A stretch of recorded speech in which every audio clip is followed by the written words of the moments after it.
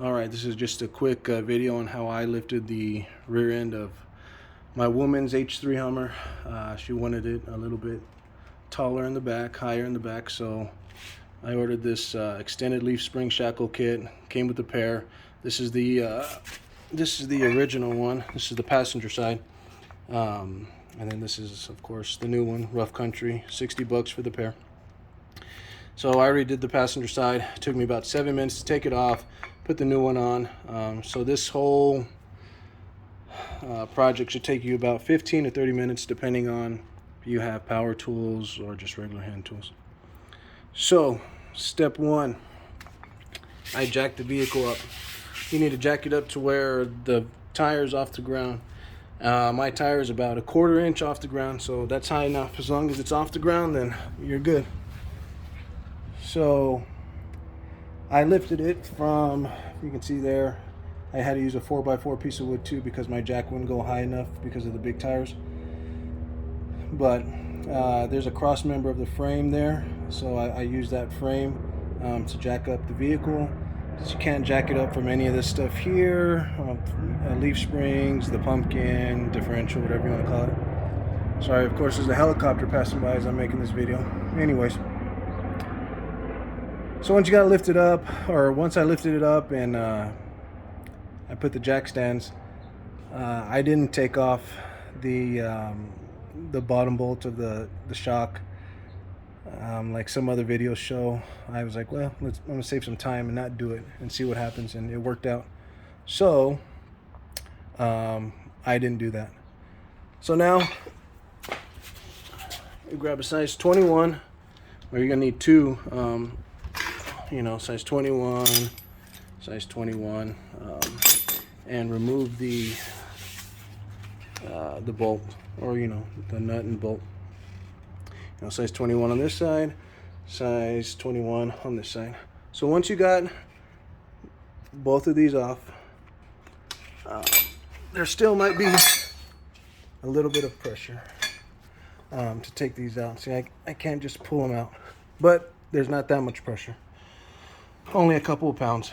So what you'll do is the leaf spring here, the suspension, you'll push.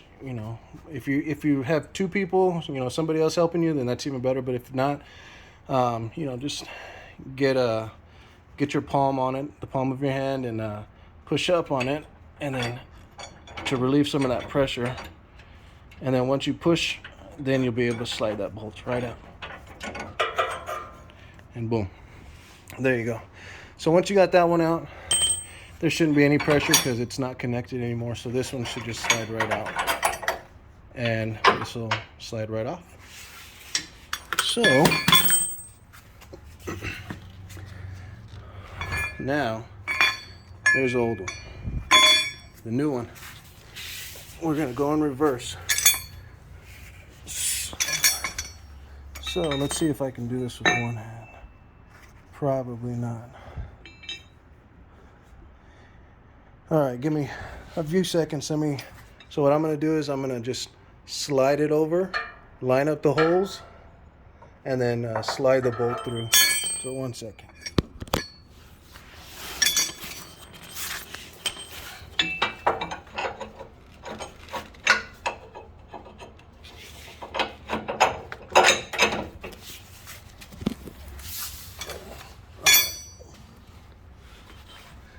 All right, so as you can see, just slid the extended shackle over and slid the bolt through. So again, if you have somebody else, so make it easier.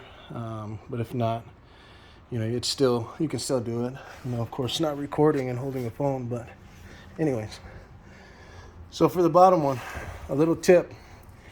I know the bolts came out this way, but for this now, since it's longer, this hole, it lines up with your exhaust pipe.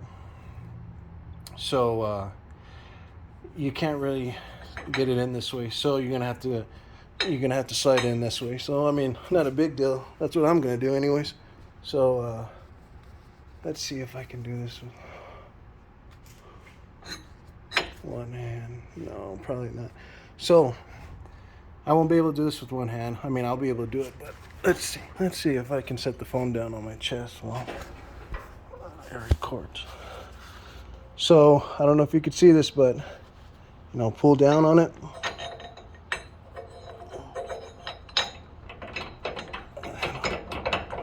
Line the holes up, slide it through. So maybe that caught it. So if it didn't, all I did was I pulled this, I was pulling on this, pulling it down so that the holes can line up. And then with my other hand, I slid the bolt through. And there you go. There you have it. Put the bolts back on. I'll probably switch this one so that the bolts are on the nuts are on the same side. So put the nuts back on. I don't know what the torque specs are. I'll put them in the description when I Google them. So, but yeah, just tighten everything up, and there you go. It should take about 15 to 30 minutes.